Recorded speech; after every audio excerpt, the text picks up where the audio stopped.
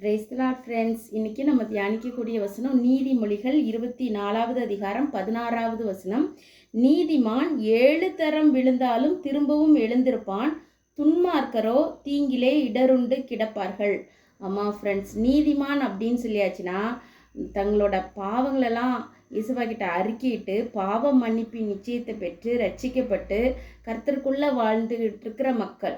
அவங்க வந்துட்டு 7 தடவை விழுந்தாலும் மறுபடியும் எழுந்திருப்பாங்க அப்படின்னு சொல்லிட்டு ஆண்டர் சொல்கிறாங்க ஃப்ரெண்ட்ஸ். 7 முறை என்ன பெரிய கஷ்டத்தில் அவங்க விழுந்தாலும், எவ்வளோ பெரிய துன்பம் அவங்கள தாண்டி போனாலும் அவங்க மறுபடியும் எழுந்து வந்துடுவாங்க ஃப்ரெண்ட்ஸ். ஆனால் துன்மார்க்கர் அப்படின்னு சொல்லியாச்சுன்னா கர்த்தரோட ரத்தத்தை விசுவாசிக்காமல், அப்படி இல்லைன்னா ஒரு தடவை ஆண்டவரோட ஈவு ருசி பார்த்து பின்வாங்கி போனவங்க எத்தனை முறை விழுந்தாலும் அவங்க அந்த தீங்கிலே தான் இடருண்டு கிடப்பாங்க ஃப்ரெண்ட்ஸ். நம்ம நீதிமான்களாக இருக்க பிரயாசப்படுவோம் ஃப்ரெண்ட்ஸ்.